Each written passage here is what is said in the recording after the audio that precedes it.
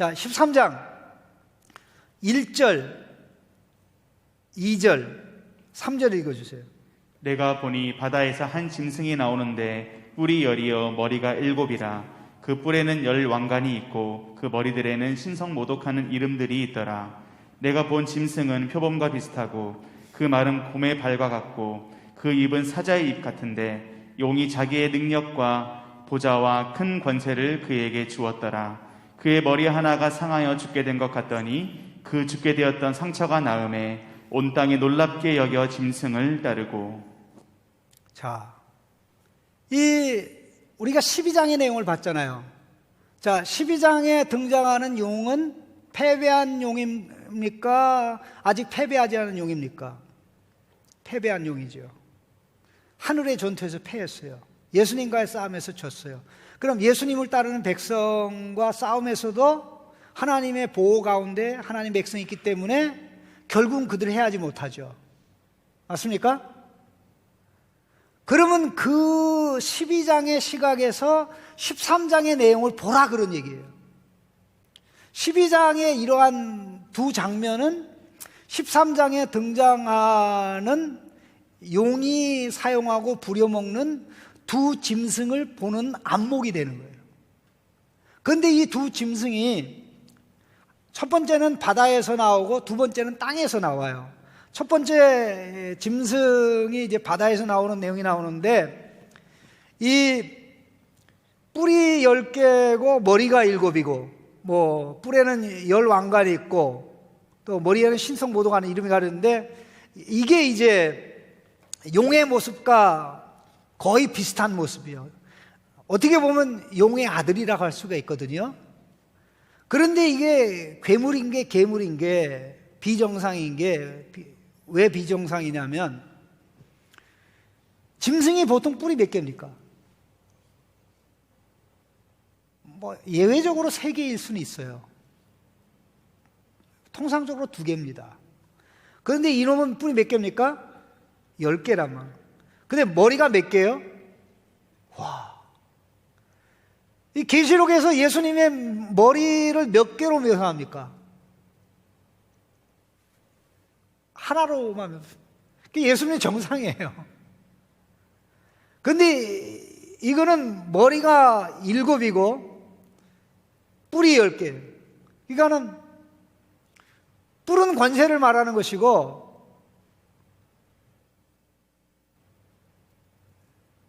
머리는 뭐 사상을 얘기한다고 할 수가 있는데 엄청난 사상을 가지고 이제 움직이고 준하는. 보세요. 머리에는 뭐가 있어요? 신성모독하는 이름이 나오는데 이 머리를 굴려가지고 계속 하나님을 공격하고 하나님을 대적하는데 그 핵심은 뭐냐면요. 하나님을 사칭하는 거예요. 하나님을 사칭하는 거예요. 그런데 이 짐승이 얼마나 끔찍하게 생겼냐면요. 여러 짐승의 이미지를 다 가지고 있어요. 표범의 모습을 가지고 있죠. 발은 곰발 같죠. 입은 사자 입 같죠. 그런데 놀라운 사실은 자 3절 보세요. 3절. 그의 머리 하나가 상하여 죽게 된 것 같더니 그 죽게 되었던 상처가 나음에 온 땅이 놀랍게 여겨 짐승을 따르고. 자, 일단 2절을 보시면 그가 누구로부터 권세를 받습니까? 누구로부터 능력과 보좌와 권세를 받습니까? 용으로부터 받죠. 이 그림은 부활하신 예수님이 하나님으로부터 능력과 보좌와 권세를 받는 것을 사칭하는 거예요. 흉내내는 거예요. 그리고 또 흉내내는 게 있어요. 3절에 그의 머리가 하나가 상하여 죽게 된 것 같더니 죽게 되었던 상처가 났다. 이건 뭐예요? 예수님의 죽음과 부활을 사칭하는 거죠. 네? 그런데 용이 전적인 권세를 이 바다 짐승에게 주니까 사람들이 놀래요. 누가 이 짐승과 같으냐? 누가 능히 이와 더불어 싸우리요?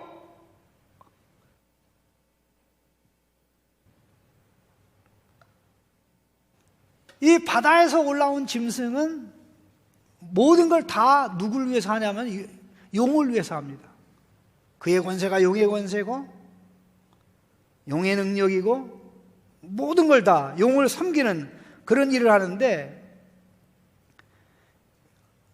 입을 열 때마다 하나님을 대적하고 하나님을 거역하고 하나님을 모독합니다. 5절 말씀에 짐승이 과장되고 신성모독하는 입을 받고 또 42달 동안 일할 권세를 받으니, 그 기간이야말로 뭐예요? 교회가 하나님의 보호를 받고 교회가 하나님의 복음을 증거하는 기간, 11장에 나오는 그 기간이면서 이제 어려움을 당하는 그 기간이란 말이죠. 그런데 어떤 능력이 있냐? 이게 주로 공격하고 이게 주로 힘들게 하는 게 예수 그리스도를 증언하는 교회입니다. 자, 6절 7절 보세요. 공격 대상이 누굽니까? 6절에 짐승이 입을 벌려, 예. 짐승이 입을 벌려 하나님을 향하여 비방하되 그의 이름과 그의 장막 곧 하늘에 사는 자들을 비방하더라. 예, 하나님을 비방하니 하나님 백성은 뭐 비방 안 할 수가 없죠. 그 다음에 7절에 또 권세를 받아 성도들과 싸워 이기게 되고 각 족속과 백성과 방언과 나라를 다스리는 권세를 받으니, 심지어는 하나님의 백성과 싸워서 이길 수 있도록 하나님이 허락을 해요. 그런데 잠시 동안 이기는 거예요. 그래서 각 족속과 방언과 나라를 다스리는 권세, 그 나라를 다스리는 권세 예수님 십자가 부활로 뺏었죠. 그런데 자기가 또 그 권세를 사칭해요. 그런데 놀라운 사실은 온 세상이 용을 높이고 용으로부터 권세를 받은 이 짐승을 보고 놀래가지고 다 경배하고 섬긴다는 겁니다. 8절 말씀. 죽임을 당한 어린 양의 생명책에 창세 이후로 이름이 기록되지 못하고 이 땅에 사는 자들은 다 그 짐승에게 경배하리라. 우리가 예수 그리스도를 경배하는 그 이상으로 용이 높이 세운 짐승을 온 세상이 추종하고 경배하고 예수님을 섬기는 그 이상으로, 예수님을 구주로 모시는 이상으로 그렇게 나간다는 거예요. 그런데 여기서 예외된 사람이 있죠. 이 용과 짐승에 속지 않는 사람이 있죠. 생명책에 이름이 기록된 하나님의 아들, 딸들입니다. 생명책에 이름이 기록된 예수를 믿는 저와 여러분입니다. 왜 그렇습니까? 눈이 열렸잖아요.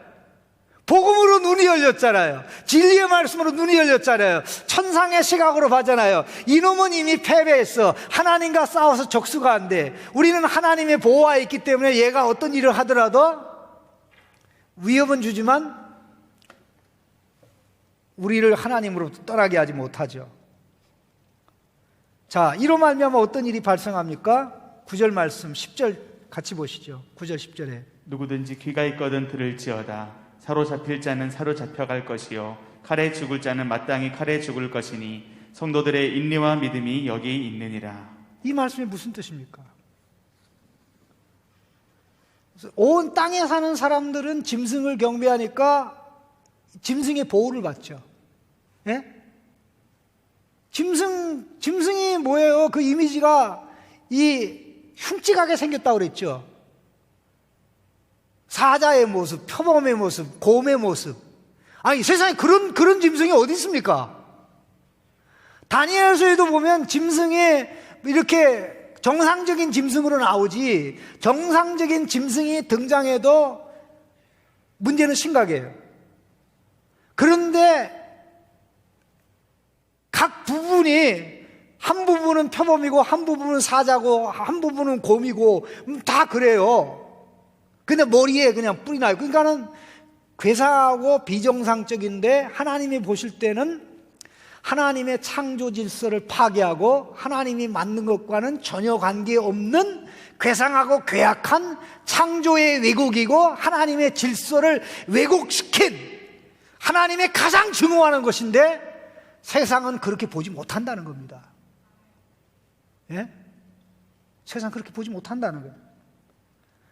그러니까는 교회는, 하나님의 백성은 짐승의 공갈 협박에 굴복합니까, 안 합니까? 공갈 협박에 굴복을 안 하니까 그 중에 일부는 포로가 돼서 사로잡혀 가기도 하고 감옥에 갇히기도 하고, 그 중에 일부는 하나님에 따라 순교의 칼을 맞아서 순교하기도 합니다. 그러면 그 상황에서 순교하기도 하고 또 인질로 사로잡혀 가게 되는 이유가 뭘까요? 짐승의 요구에 굴복하지 않고 당당하게 예수 그리스도의 증인으로, 하나님의 자녀로 예수 그리스도 증거하니까. 예? 우리는 하나님의 보호 안에서, 예수 그리스도의 피의 보호 안에서 이 세상에서 이러한 영적 전투를 하고 있는 겁니다. 그러니까 성도에게 뭐가 필요한 겁니까? 믿음이 필요한 것이죠. 끝까지 가는 믿음이 필요한 겁니다.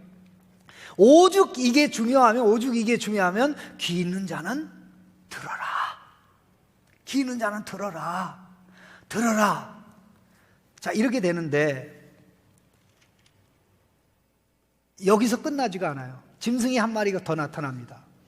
11절, 12절. 내가 보매 또 다른 짐승이 땅에서 올라오니 어린 양같이 두 뿔이 있고 용처럼 말을 하더라. 그가 먼저 나온 짐승의 모든 권세를 그 앞에서 행하고 땅과 땅에 사는 자들을 처음 짐승에게 경배하게 하니 곧 죽게 되었던 상처가 나은 자니라. 자, 보십시오. 이 짐승은 바다에서 나온 짐승을 담기도 하고 용을 담기도 했어요. 자, 그러니까 용처럼 말하죠. 또 바다 짐승과 같은 것이 바다에서 나온 짐승의 모든 권세를 가지고 행하죠. 그래서 누구를 높입니까? 바다 짐승을 높여요. 12절에 그가 먼저 나온 짐승의 모든 권세를 그 앞에서 행하고 땅과 땅에 사는 자들을 처음 짐승에게 경배하게 하니 죽게 되는 상처가 나은 자니라. 자, 그런데 이 짐승은 흉측합니까? 흉측하지 않습니까? 외모가요, 번듯합니다.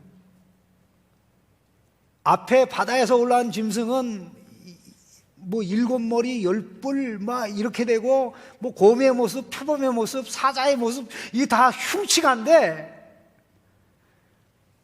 이 바다에서 올라온 짐승은 뭐 같아요? 어린 양과 같아요. 어린 양과 같이 두 뿔을 가지고 있어요. 자, 요 놈은 누구를 사칭하는 거예요? 예수님의 모습을 사칭하는데, 그러니까 정상으로 보입니까? 비정상으로 보입니까? 정상으로 보이죠. 그러니까는, 자, 이 앞에 흉측한 짐승에 속기가 쉬워요? 정상적인 모습을 한 짐승에 속기가 쉬워요? 아, 양을 보고 끔찍하다는 사람이 어디 있어요? 귀엽다고 그러지. 그래서 다 호곡하게 됩니다. 그런데 바로 요 짐승이 성령님을 사칭하는 짐승이에요. 성령님이 예수 그리스도를 높이고 예수 그리스도를 드러내고 우리로 하여금 예수 그리스도를 깨닫게 하고 예수 그리스도를 찬양 경배하게 하듯이 이 양과 같은 유순한 모습을 한 이 땅에서 올라온 짐승을 섬기도록, 짐승을 섬기게 하고 짐승의 우상을 만들어 놓고 짐승이 말도 하게 하고 또 기적도 행하게 하고 막 그렇게 합니다. 자, 보세요. 13절 뭐라고 되어 있습니까? 큰 이적을 행하되 심지어 사람 앞에서 불이 하늘로부터 땅에 내려오고, 그 다음에 14절에 짐승 앞에서 받은 바 이적을 행함으로 땅에 거하는 자들을 미혹하여 땅에 거하는 자들에게 이르기를 칼에 상하였다가 살아난 짐승을 위하여 우상을 만들라. 이러한 기적과 이적을 행하도록 하나님이 짐승 앞에서 받은 바, 이 말은 이 짐승 앞에서 기적을 행하라고 허락함으로 그런 뜻입니다. 하나님이 요놈이 사람들을 속일 수 있도록 기적을 행하도록 허락했다는 거예요. 사단이 기적을 행합니까? 못 행합니까? 표적을 행합니다. 능력을 행합니다. 이단 종교에도요, 기적이 있고 이적이 표적이 다 일어납니다. 이게 하나님의 말씀을 받아들이지 않고 거부하는 사람들을 하나님께서 심판하는 방법 중에 하나입니다. 그러니까 이 우상이 말이죠, 말도 하고 기적도 행하고 15절에 뭐가 나옵니까? 생기가 영을 불어넣으니까 살아있는 생물처럼 되죠. 그러니까 어떻게 됩니까? 모두가 다 짐승을 섬겨요. 하나님의 보좌에 앉으신 하나님과 어린 양을 온 세상에 경배하고 찬양해야 되는데, 하나님 아버지가 받아야 될 영광을 용이 받고 어린 양 예수 그리스도가 받아야 될 영광과 존귀를 이 바다 짐승이 받고, 바로 모든 사람들이 바다 짐승을 섬기도록 땅 짐승이 미혹하고 유혹하고 기적과 능력을 행한다는 거예요. 근데 제가 그랬잖아요. 이 땅에서 올라온 짐승은 모든 게 다 정상이에요. 왜? 원래 바다에서는 짐승이 나올 수가 없어요. 바다에서 고기는 나올 수가 있죠. 예?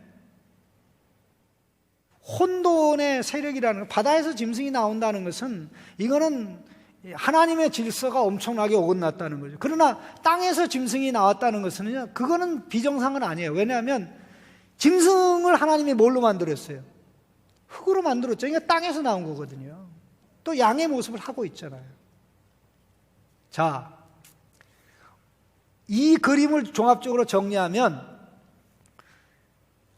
모방 삼위일체, 짝퉁 삼위일체가 사단과 바다짐승과 땅짐승입니다. 이 예수 안 믿는 사람들은 용과 바다짐승과 이 땅짐승을 섬기는 것을 하나님 섬기는 것으로 하고 있어요. 원체 이 완벽하게 하나님 사람들을 속이고 그러기 때문에 뭐 여지없이 사람들이 다 속아가는데요. 그 내용을 좀 보도록 하겠습니다. 자, 몇 페이지를 가서 보시냐면요.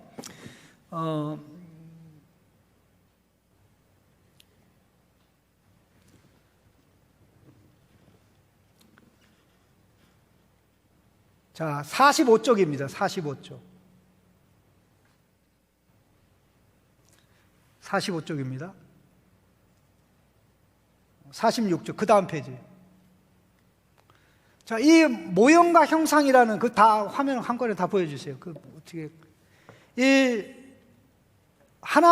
우리 하나님은 성삼위 하나님이잖아요. 그래서 성부 하나님은 이제 창조자 하나님이고 계획하신 하나님이고, 또 성자 하나님, 하나님이 아담을 그의 형상으로 창조할 때 그 아담의 모델이 된 하나님의 아들 예수 그리스도.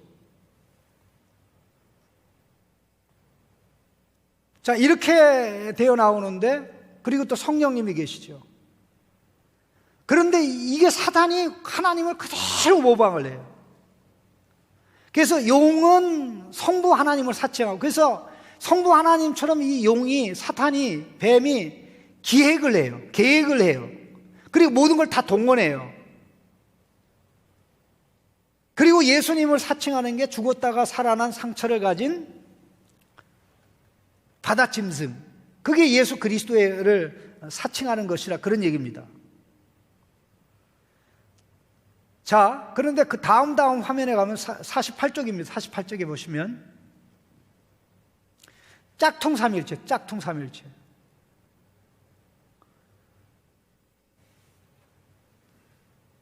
하나님 아버지, 성자 예수님, 성령 하나님 나오죠. 바로 거기에 모방하고 반대되는 역할을 하는 게 용과 바다 짐승과 땅에서 올라온 짐승은 거짓 선지자로 계속 나옵니다. 거짓 선지자가 뭐냐면 사람들을 속여서, 그러니까 뭘로 속이는 겁니까? 용을 하나님으로, 바다 짐승을 예수 그리스도로.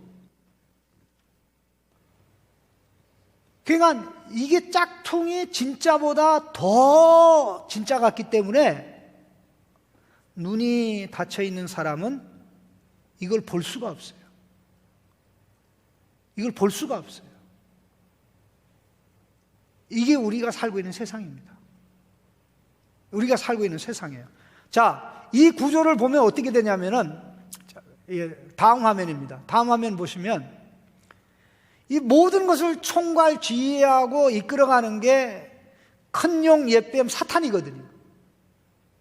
에덴 동산의 뱀을 이용해서 침투해가지고 인간 세계를 정말 하나님을 떠나게 하고 하나님을 대적하게 하는, 이거는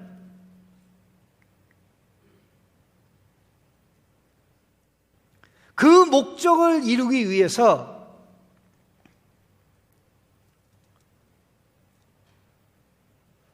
예수 그리스도를 사칭하는 짐승, 그 다음에 성령을 사칭하는 땅 짐승, 거짓 선지자를 활용을 해서 결국 사람들로 하여금 하나님을 섬기지 못하게, 예수 그리스도를 믿지 못하게 하고 잘못된 길로 나가게 하죠. 자, 근데 그 부분에 있어서 이제 우리가 깊이 이해해야 될 부분이 뭐냐면요, 뭐 짐승의 숫자 뭐 그런 얘기를 해야 되겠지만은 가장 중요한 부분이 뭐냐면 이 짐승이 인간 세계를 다스린다는 거예요. 그것이 바다에서 올라온 짐승이든지 땅에서 올라온 짐승이든지, 자, 짐승이 인간 세계를 이게 짐승이라는 것은 이미 다니엘서에 보면 세상 나라를 가르칩니다. 바벨론이라는 나라, 메데 파사라는 나라, 그리스라는 나라, 나아면 로마라는 나라, 그 다음에 로마라는 나라면 그 예수 그리스도가 오셔서, 인자 같은 분이 오셔서 하나님 나라가 이루어지는데 가장 중요한 글이 뭐냐면 기본 상식입니다. 자, 사람이 짐승의 지배를 받는 게 정상입니까? 비정상입니까?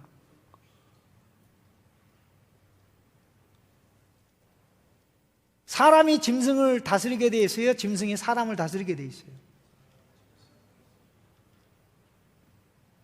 그러니까는 국가가 짐승으로 나온다는 건 무슨 얘기입니까? 국가가 짐승의 모습으로 나온다는 건 무슨 얘기입니까? 하나님의 질서를 어기고 하나님의 뜻을 어기고 배척하고 돌아간다, 그런 얘기예요. 그 배후에 사탄이 있다는 거예요. 그런데 그런 짐승과 같은 나라를 떠받치는 사상가들이 있잖아요. 이론가들이 있잖아요. 철학가들이 있잖아요. 그 이론 사상을 다 만들어서 그 짐승과 같은 국가가 하나님을 대신하도록, 예수 그리스도를 대신하도록, 그래서 국가가 하나님을 대신하는, 뭐 폭력국가 북한과 같은 나라가 그야말로 짐승의 나라예요. 뭐 어디 거기뿐이겠냐 말이에요. 세상 나라가 다 그런 나라인데, 제일 중요한 부분이 뭐냐면 하나님은 인간이 짐승을 다스리게 했지 짐승이 사람을 다스리게 하지 않았다는, 이게 하나님의 창조 질서죠. 그래서 다니엘서 7장에 보면 모든 나라는 가운데 오직 한 나라만 사람으로 묘사됐어요. 인자가 다스리는 나라, 바로 하나님의 아들, 이 땅에 오실 메시아가 다스리는 나라만 사람의 나라로 묘사되고 다른 나라들은 다 짐승의 나라로 묘사됐으니까 결국 짐승은 어떻게 돼 있습니까? 망하게 돼 있죠. 망하게 돼 있죠. 네? 그러니까 지금 우리가 짐승이 우리를 다스리는지, 제가 지난번에 이런 말씀 하지 않았습니까? 이 사람이 하나님 말씀을 떠남으로 풀이 됐다 그랬죠. 풀과 같은 인상이 됐다 그랬죠. 그런데 풀은 뭡니까 원래? 짐승의 밥이죠. 하나님의 말씀을 떠나면 우리가 짐승의 밥이 됩니다. 짐승의 노예가 돼요. 그 이미지입니다. 그 이미지예요. 하나님의 말씀을 하나님 말씀을 잡아야 눈이 열려서 우리에게 닥쳐오는 에덴 동산에 침투한 짐승을 하나님 말씀의 눈으로 딱 보고 지배하고 다스려야 되는데 그 짐승을 누구 눈으로 본 거예요? 짐승의 말을 받아서 본 거예요. 그러니까 하나님의 말씀이 거짓이 되고 짐승의 말이 진리가 된 거죠. 그런데 이 가짜가 너무나 진짜 같기 때문에 이 세상 사람들은 예수 그리스도를 믿지 않아도, 하나님을 믿지 않아도 모든 문제가 다 해결된다고 생각하고 그렇게 나가죠. 여기까지 모습이 그런 모습인데요. 참 이 내용의 중요한 부분이 나오는 게 여러분들이 많은 관심을 가지고 있는 그 짐승의 수를 세어보라.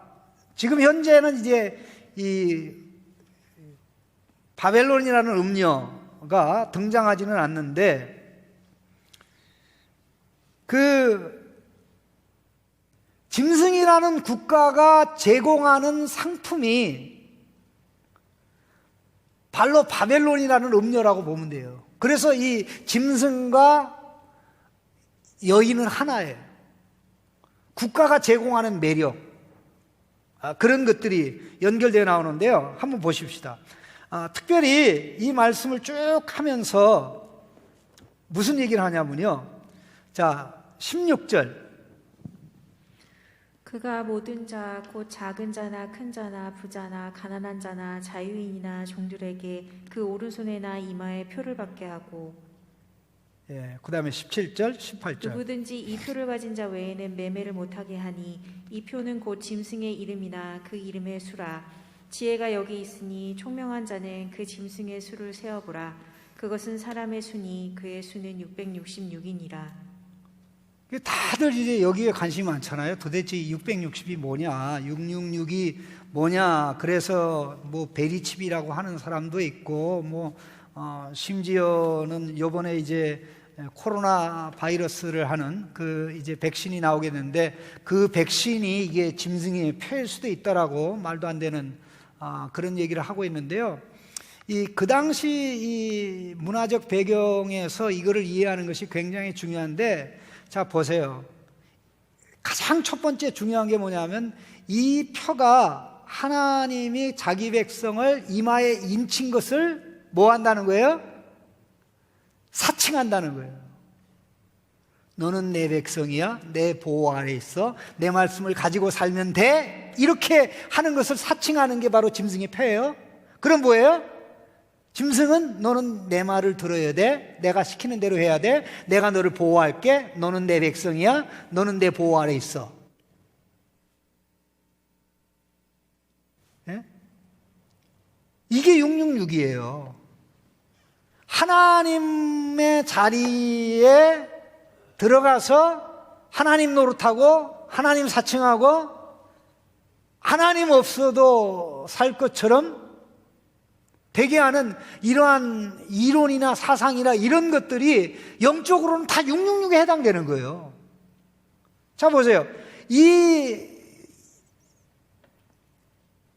짐승의 이름인데 그 짐승의 이름인데 이 숫자가 짐승의 수이면서 사람의 수이죠. 그러니까 뭐예요? 이 사람이 뭐예요? 짐승같이 된 거죠. 짐승을 섬기는 사람이 된 거예요.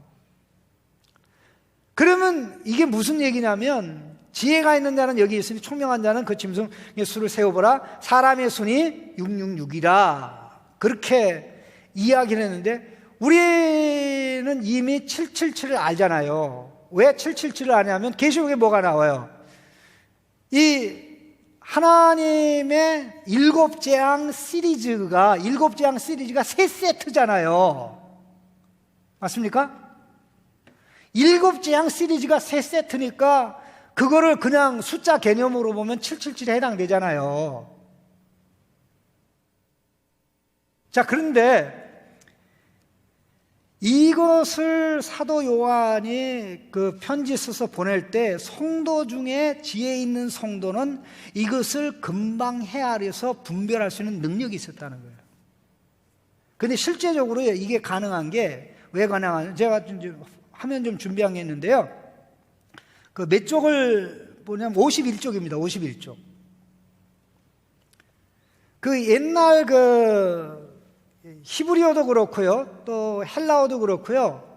그러니까 우리가 사용하고 있는 아라비아 숫자가 그 세계 공용어로 전 세계 통용되기 전에는요. 알파벳이 숫자를 대신했어요. 여러분 알고 계십니까? 아라비아 숫자 1, 2, 3, 4라는 숫자가 세계의 전 세계 공용으로 쓰이잖아요. 한국 사람도 뭐 어느 나라도 다 1, 2, 3, 4 숫자 다 쓰잖아요. 예? 영어보다 더 보편적인 언어 아닙니까? 1, 2, 3, 4 이런 식으로 되는데 이런 숫자가 통용되기 전에는 알파벳이 숫자를 대신했어요. 알파벳이.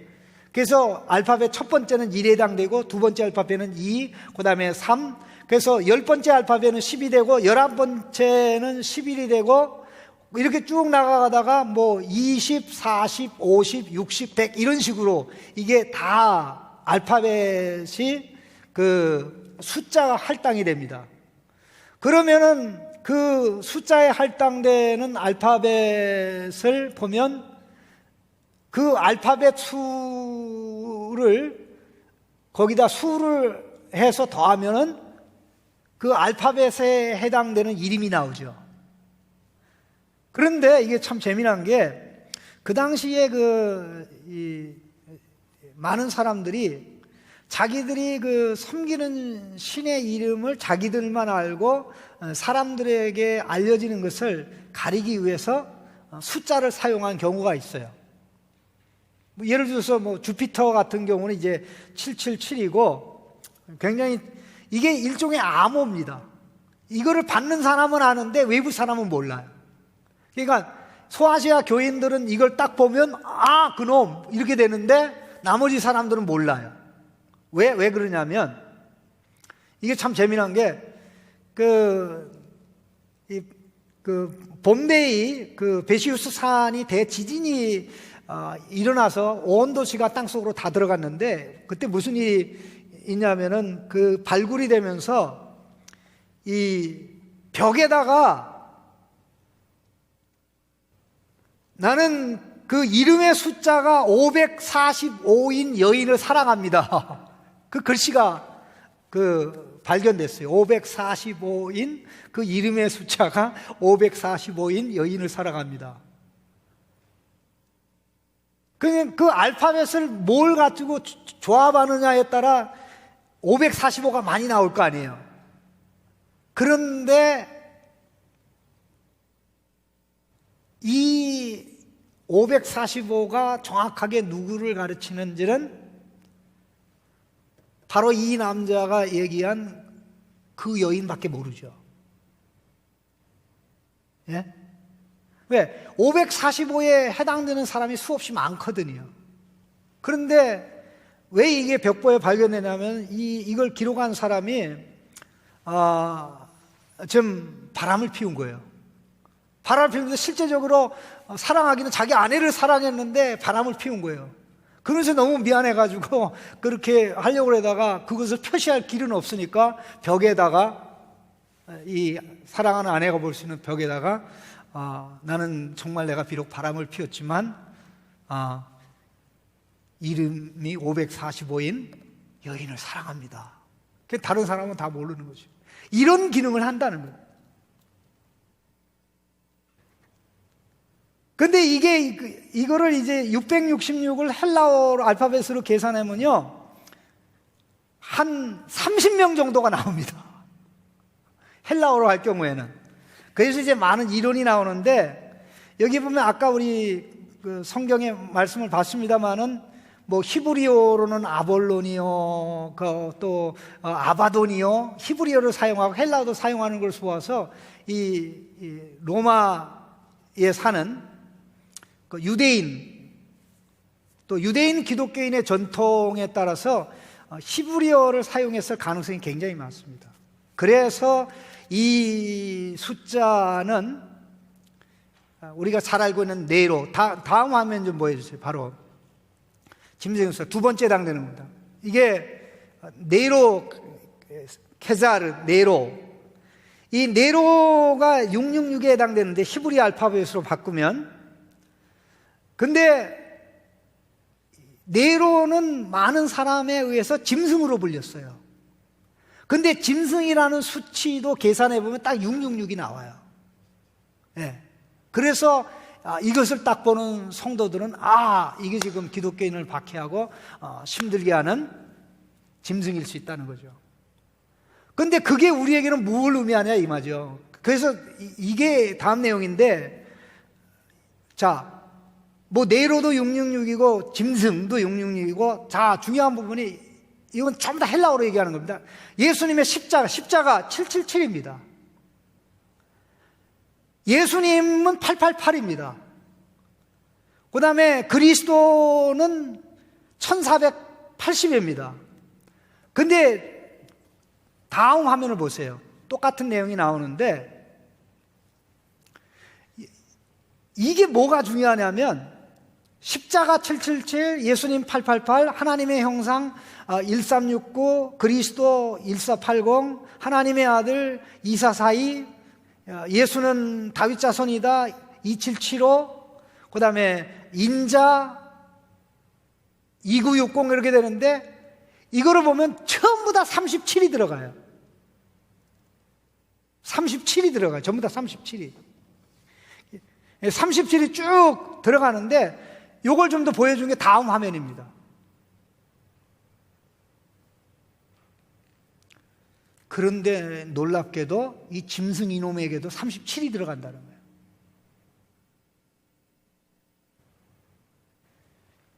인간이 도달할 수 있는 최고의 지점이 666입니다. 하나님의 완전수가 777인데 예수 그리스도는 그 777에서 하나 더 넘어가는 거죠.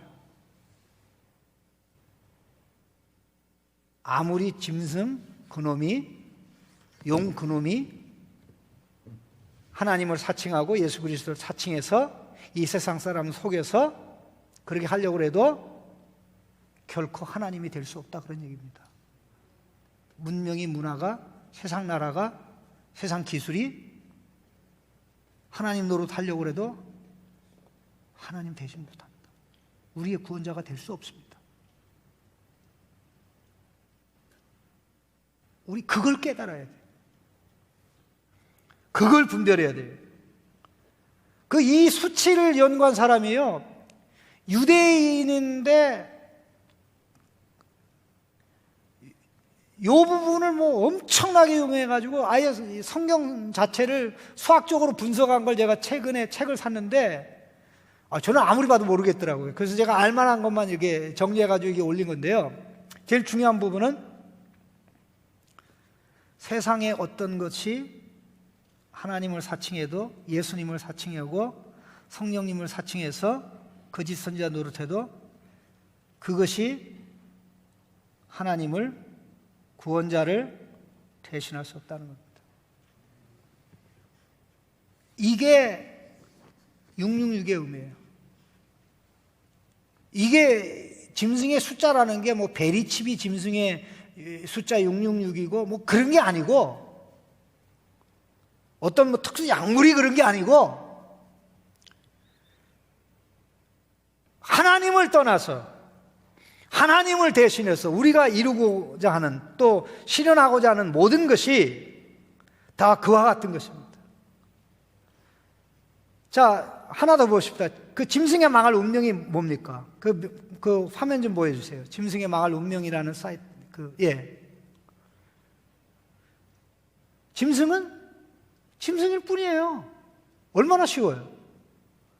짐승은 사람들의 지배를 받게 되어 있어요. 타락으로 말미암아 인간이 짐승의 공격을 받고 짐승의 지배를 받죠. 하나님의 말씀을 떠남으로 우리가 짐승의 밥이 되죠. 하나님의 말씀을 떠나면 떠날수록 우리가 이용당하고 공포를 당하고 수치를 당합니다. 그러나 하나님의 말씀으로 돌아오면 하나님의 말씀을 받아들이고 하나님을 믿음의 눈으로 보고 그러면 눈이 열리는 겁니다. 타락하기 전에 아담이 짐승 세계를 지배했습니다. 세상 나라들은 전부 다 짐승으로 지배됐는데 하나님의 아들 인자에 의해서 망한다고 그랬습니다. 광야 시험에서 예수님은 짐승을 다 굴복시켰습니다. 결국 어떻게 됩니까? 짐승은 자기들끼리 싸우다가 망한다. 나라가 나라를 망하게 하는 거예요. 짐승 나라가 짐승 나라 보세요. 바벨론이라는 짐승 나라를 또 다른 짐승 나라가 잡아삼켰잖아요.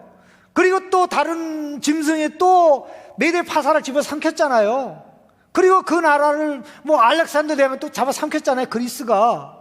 그러다가 그것도 나중에 로마에서 망했잖아요. 이게 하나님의 계획, 하나님의 뜻이에요. 세상 나라는 망하게 돼 있어요. 짐승 나라는 망하게 돼 있어요. 하나님의 나라, 예수 그리스도의 나라, 하나님의 온전한 아들 예수 그리스도의 나라만 영원하기 때문에 그걸 봐야 된다는 거예요. 그걸 인식해야 된다는 거예요. 그것들은 사단이 세상의 다음 화면입니다. 하나님을 사칭하고 그랬는데 무엇이 우리로 하여금 하나님을 대신하게 하는지, 하나님을 대신해서 찾게 하는지 그것을 보고 인식을 해야 되는데, 우리가 기억해야 될 게 사람은 본능적으로 하나님을 섬기거나 가짜 하나님을 섬기는 둘 중 하나입니다. 짝퉁 진짜 하나님을 섬기거나 짝퉁 하나님 섬기거나 둘 중 하나. 진짜 예수님 섬기거나 짝퉁 예수 섬기거나, 진짜 성령의 인도를 받거나 거짓력 악령의 인도를 받거나 둘 중에 하나예요. 중간지대는 없습니다.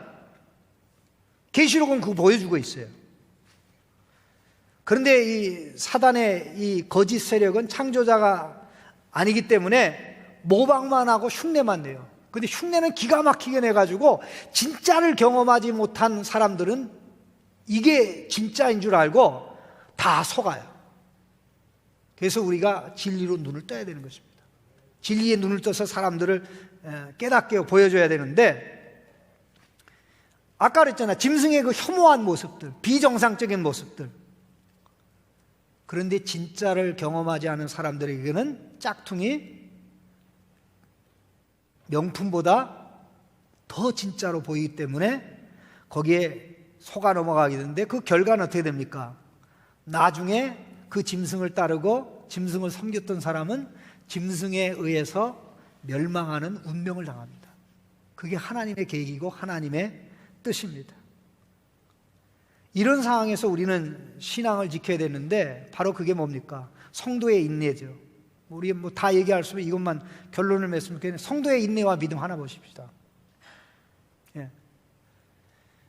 누구든지 귀가 있거든 들을지어다. 사로잡힐 자는 사로잡혀갈 것이요 칼에 죽임을 당할 자는, 우리 같이 읽습니다. 사로잡힐 자는 사로잡혀갈 것이요 칼에 죽임을 당할 자는 마땅히 칼에 죽임을 당할 것이다. 여기에 성도들의 인내와 믿음이 있도다.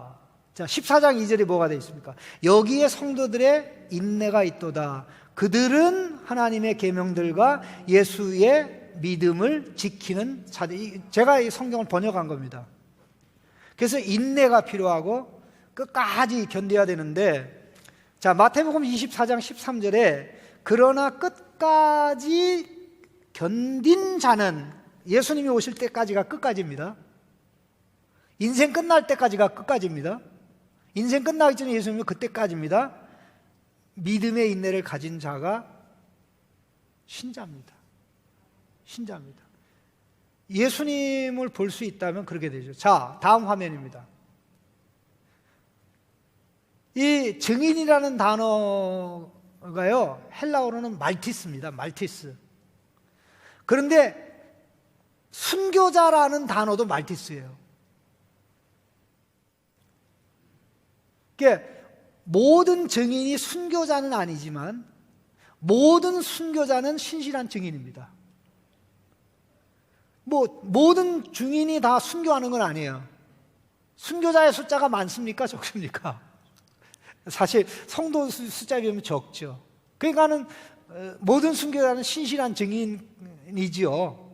신실한 증인 가운데도 이제 순교자가 안 되는 사람이 있는데, 그런데 이것을 통해서 하나님께서 당신의 나라를 이뤄가고 결국 많은 사람들을 구원하는 일을 하신다는 겁니다.